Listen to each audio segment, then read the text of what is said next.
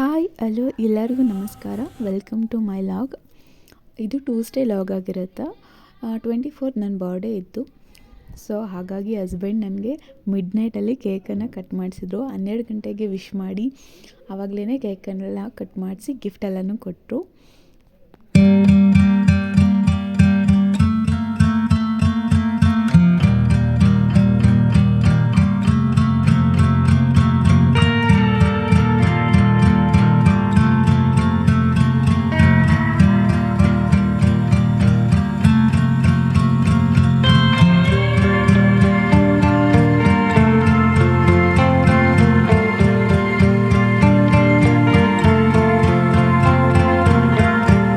ಕೇಕೆಲ್ಲ cut ಮಾಡಿ ಮಲ್ಕೊಳ್ಳೋದು around 1 ಆಗೋಯಿತು. 3:30ಗೆ ಎದ್ದೆ ಬೆಳಗ್ಗೆ. ಯಾಕಂತಂದರೆ ನಾನು ಇವತ್ತಿಂದನೇ ಧನುರ್ಮಾಸ ಪೂಜೆ ಸ್ಟಾರ್ಟ್ ಮಾಡಿಕೊಂಡೆ. ಸೊ ಹಾಗಾಗಿ ಫಸ್ಟು ಕಸ ಎಲ್ಲ ಹೊಡ್ಕೊಂಡು ಮನೆಯೆಲ್ಲ ಕ್ಲೀನ್ ಮಾಡಿಕೊಂಡು ಸ್ನಾನ ಮಾಡ್ಕೊಂಡು ಬಂದೆ. 4:45 ಆಗೋಯಿತು ಟೈಮು. ನೆಕ್ಸ್ಟು ಫಸ್ಟು ಪೊಂಗಲ್ ಮಾಡ್ಕೊಬಿಡೋಣ, ಸ್ವೀಟ್ ಪೊಂಗಲ್ ಅಂತ. ನಾನು ನಿನ್ನೆನೇ ಸ್ನಾನ ಮಾಡಿಕೊಂಡು ಮಡಿ ನೀರನ್ನು ಇಟ್ಕೊಂಡಿದ್ದೆ. ಯಾಕಂದರೆ ನಾನು ಹಂಗೆ ಪೂಜೆಗೆ ಮಾತ್ರ ಮಡಿ ನೀರೇ ಯೂಸ್ ಮಾಡೋದು. ಆ ಕಡೆ ಪೊಂಗಲ್ಗೆ ಇಟ್ಬಿಟ್ಟು ಬಂದೆ. ನೆಕ್ಸ್ಟು ಪೂಜೆ ಸಾಮಾನೆಲ್ಲ ಎಸ್ಟರ್ಡೇನೇ ನೀಟಾಗಿ ಕ್ಲೀನ್ ಮಾಡ್ಕೊಂಡಿದ್ದೆ. ಸೊ ಹಾಗಾಗಿ ಹೆಚ್ಚಿಗೆ ಏನು ಕೆಲಸ ಇರಲಿಲ್ಲ. ಜಸ್ಟು ಅದಕ್ಕೆಲ್ಲ ಬೊಟ್ಟಿಕ್ಕಿ ಪೂಜೆ ಮಾಡೋದೊಂದು ಬಾಕಿ ಇಟ್ಕೊಟ್ಟಿದ್ದೆ. ಸೊ ಎಲ್ಲದಕ್ಕೂ ಇವಾಗ ಅರಿಶಿನ ಕುಂಕುಮ ಇಕ್ತಾಯಿದ್ದೀನಿ.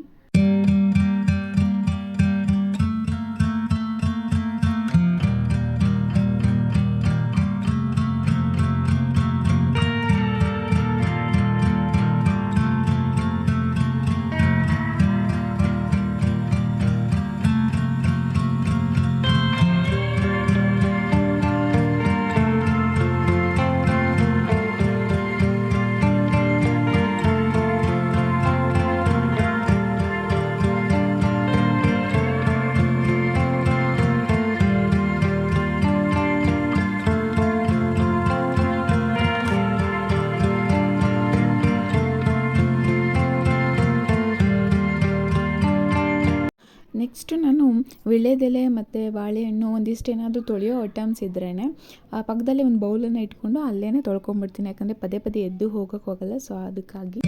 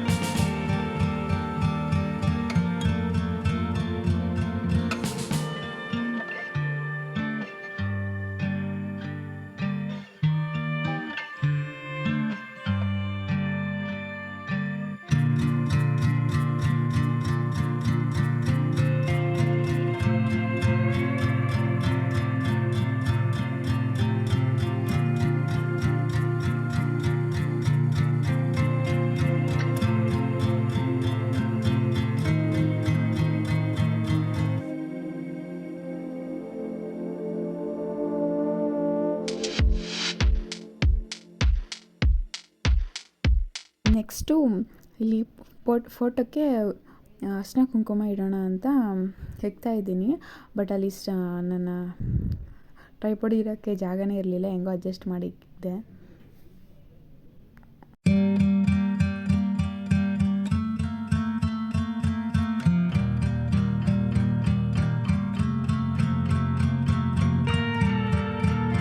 ನೆಕ್ಸ್ಟ್ ಈಚೆ ಕಡೆ ಬಂದೆ. ಫುಲ್ಲು ಕತ್ಲೆ ಅಂದರೆ ಕತ್ಲೆ, ಭಯನೂ ಆಗ್ತಾಯಿತ್ತು. ನೆಕ್ಸ್ಟು ಹೊಸ್ಲೆಲ್ಲ ಆಲ್ರೆಡಿ ತೊಳೆದಿದ್ದೆ. ಇನ್ನೊಂದು ಸರಿ ಮಡಿ ನೀರನ್ನು ಹಾಕ್ಕೊಂಡು ಹೊಸ್ಲೆಲ್ಲನೂ ಒರೆಸ್ಕೊಂಡು ಅಲ್ಲಿ ಅರಿಶಿನ ಕುಂಕುಮನೂ ಹಾಕ್ತಾಯಿದ್ದೀನಿ.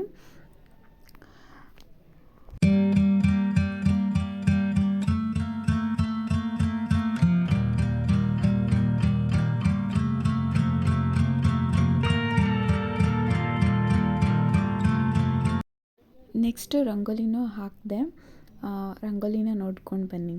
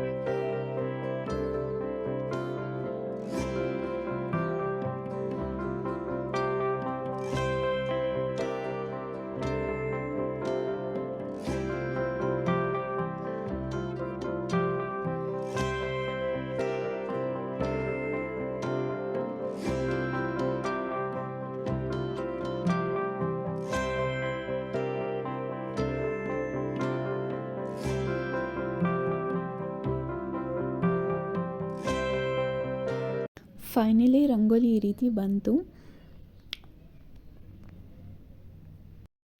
ನೆಕ್ಸ್ಟು ಹಸ್ಬೆಂಡು ಬರ್ಡೇಗೆ ಕಾಲ್ಗೆಜ್ಜೆ ಕೊಡಿಸಿದ್ರು. ಸೊ ಅದ್ರ ಜೊತೆಗೆ ಅರಿಶಿನ ಕುಂಕುಮದ್ದು ಬಟ್ಲು ಬರುತ್ತಲ್ಲ, ಅದನ್ನು ಸಹ ಕೊಟ್ಟಿದ್ದರು. ಇವಾಗ ಅದನ್ನೇ ಪೂಜೆಗಿಡೋಣ ಅಂತ ಅರಿಶಿನ ಮತ್ತು ಕುಂಕುಮನ ಫಿಲ್ ಮಾಡ್ತಾಯಿದ್ದೀನಿ.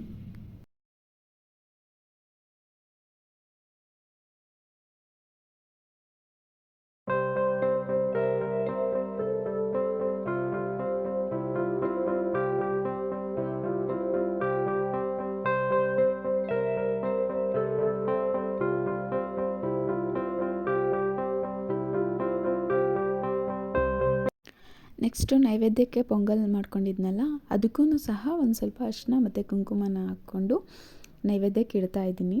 ಫೈನಲಿ ಪೂಜೆನ ಮಾಡಿಕೊಂಡೆ.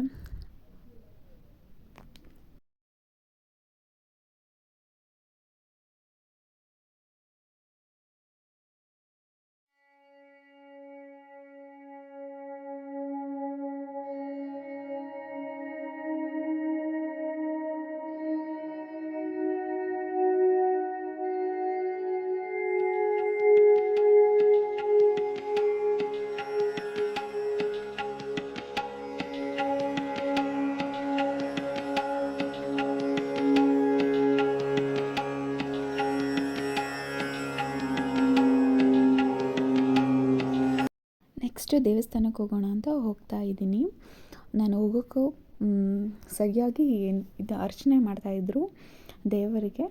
ನೆಕ್ಸ್ಟ್ ಅಲ್ಲಿ ಪೂಜೆ ಎಲ್ಲ ಮುಗಿಸ್ಕೊಂಡು ಬಂದು ಮನೆಗೆ ಬಂದೆ. ಧನುರ್ಮಾಸನ ನಮ್ಮ ಕಡೆ ಯಾವ ರೀತಿ ಮಾಡ್ತಾರೆ ಅಂತಂದರೆ, ನಮ್ಮ ಹಳ್ಳಿಯಲ್ಲಿ ಅಂದರೆ ನಮ್ಮ ಊರಲ್ಲಿ ಯಾವ ರೀತಿ ಮಾಡ್ತಾಯಿದ್ರು ಅಂದರೆ, ಬೆಳಿಗ್ಗೆ ಎದ್ದ ತಕ್ಷಣ ಸ್ನಾನ ಮಾಡಿಕೊಂಡು ಮನೆಯೆಲ್ಲ ಶುದ್ಧಿ ಮಾಡಿಕೊಂಡು ಮನೆಯಲ್ಲಿ ಪೂಜೆ ಮಾಡಿ ದೇವರಿಗೆ ನೈವೇದ್ಯ ಅಂದರೆ ಪೊಂಗಲನ್ನು ಮಾಡಿ, ಯಾವುದಾದ್ರೂ ನೈವೇದ್ಯನೂ ಮಾಡಬಹುದು. ಆದರೆ ತುಂಬ ಇಷ್ಟವಾದದ್ದು ಶಿವನಿಗೆ ಮತ್ತು ವಿಷ್ಣುವಿಗೆ ಇಷ್ಟವಾದದ್ದು ಪೊಂಗಲ್.